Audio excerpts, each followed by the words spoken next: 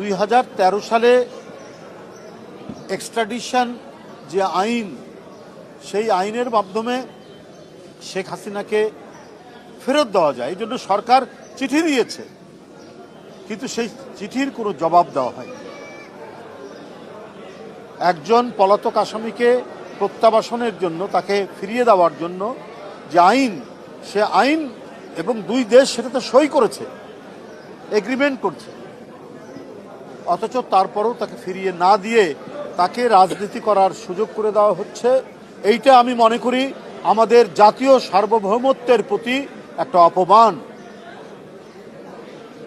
এই অপমান পার্শ্ববর্তী দেশ, আমরা বন্ধু রাষ্ট্র বলি, আমরা সমমর্যাদার ভিত্তিতে পরস্পর অবস্থান করব।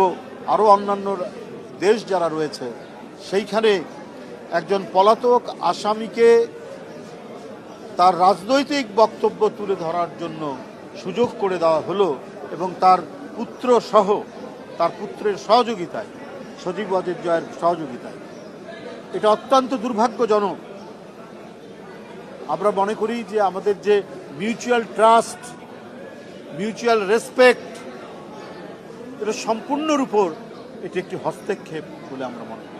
এবং আমাদের যে ইন্টারনাল অ্যাফেয়ার্স, সেই ইন্টারনাল অ্যাফেয়ার্সেও এটা এক ধরনের হস্তক্ষেপ, ইন্টারফারেন্স বলে আমরা মনে করি আরেকটি পার্শ্ববর্তী দেশে। কারণ অত্যন্ত উদ্দেশ্যপ্রণোদিতভাবে, পরিকল্পিতভাবে শেখ হাসিনাকে বক্তব্য রাখার সুযোগ দেওয়া হয়েছে। অথচ এই সংবাদ যখন আমরা পেলাম, বাংলাদেশ সরকার পেয়েছে, সরকারের পক্ষ থেকে পররাষ্ট্র মন্ত্রণালয় বিষয়টি অবহিত করেছে ভারতের সরকারকে, কিন্তু সেটিতে সাড়া না দিয়ে 5ই আগস্ট, যেই দিন তার পতনের দিন, যেদিন এই দেশে একটি তুমুল আন্দোলন, গণতন্ত্রের জন্য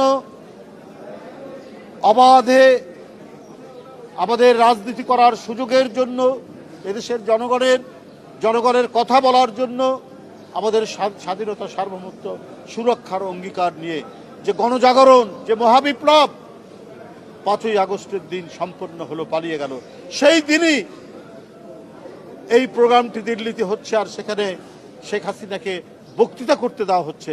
এটা সম্পূর্ণরূপে ভারতীয় নীতি নির্ধারকদের পরিকল্পিত একটি বিষয়। অর্থাৎ যে গণবিপ্লবে 1,500-এরও বেশি তরুণ, কিশোর, শিক্ষার্থীদের জীবন চলে গেল, তাদের রক্ত ঝরল রাজপথে, বাংলাদেশে এক ভয়ঙ্কর বিয়োগান্তক ঘটনার মধ্যে দিয়ে পালাতে বাধ্য হলো এক ভয়ঙ্কর রক্ত পিপাসু স্বৈরাচার ফ্যাসিস্ট।